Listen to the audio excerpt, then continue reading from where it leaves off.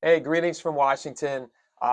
Today is June 30th. Tomorrow is going to be July 1st. There's some new taxes everybody can get excited about.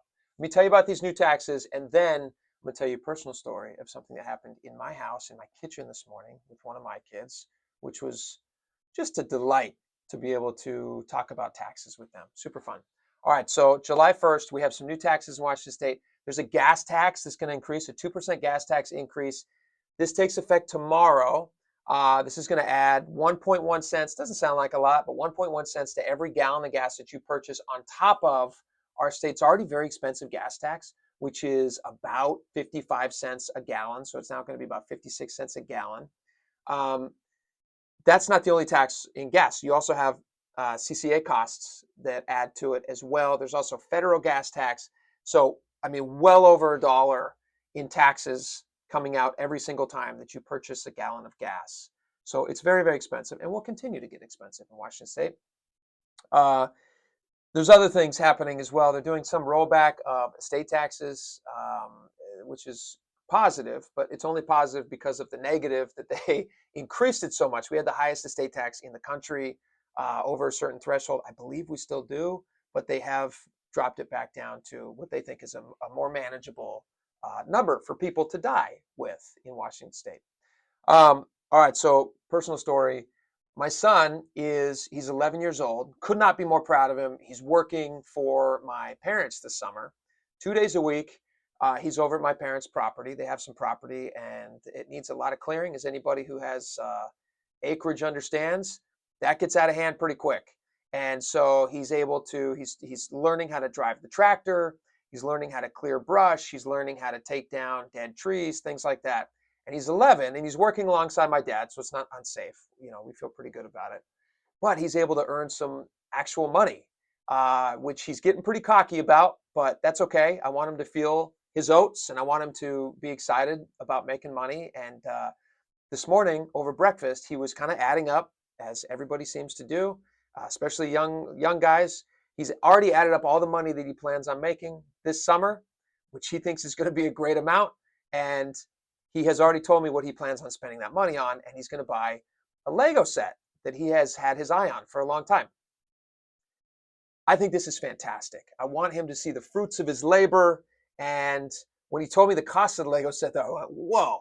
What he wants to buy is some sort of a special edition Millennium Falcon Lego ship. And the thing is he showed it to me. The thing is like 600 something dollars, which is a lot of money. Now, Legos actually do hold their value pretty well. So it's not like you can guarantee sell it and make your money back, but he really wants to buy it. His mom and I will have to have a conversation about whether or not we let him actually make that purchase. Maybe he gets a little gun shy when it comes time to spend that amount of money. He's going to see all the hard work that he's put into it. And maybe he's going to feel like, hey, you know what? A better thing would be just like hold on to the money. But what I had to describe to him was, he said, yeah, I'm going to make this amount of money. I said, well, don't forget taxes. Now, he's heard the term before. I think he understands kind of what it means, but he did not know the extent to which people are taxed. And in Washington State, we have a high sales tax. Depending on where you live by county, we live in Snohomish County, so our sales tax is around 9.3%, I believe, depending on what you're buying. And but figure 10% to make it easy to round. And so he's doing the math and he's like, wait a minute, $600. It's going to be like $60 in taxes. He could not believe it. And I was like, yeah, no, it's a lot of money. And he's like, that's not fair. That's wrong. I was so proud of him. And I said, well, yes, that's the correct instinct. Obviously, we need taxes for some things. We need to be able to pay for roads and the necessities, public safety, law enforcement, things like that we like. But yeah, they collect a lot of taxes and they spend it on a lot of ridiculous things that we don't need.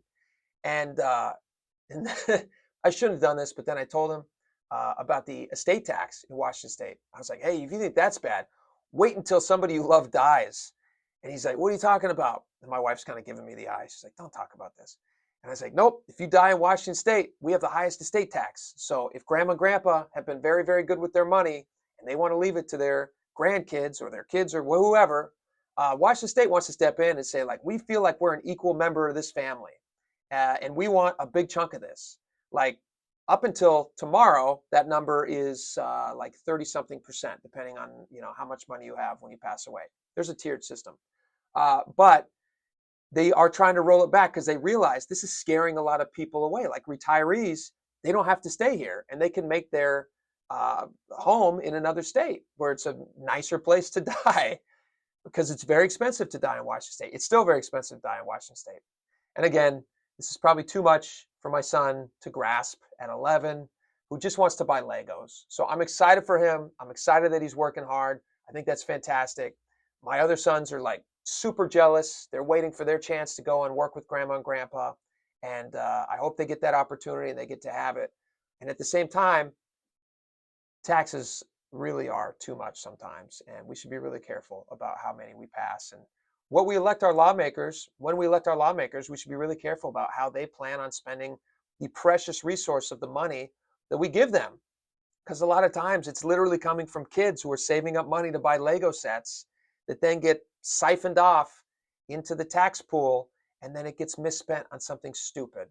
But anyway, it's a fun story. I thought I'd share. All right. I hope you guys have a great day. Talk to you soon.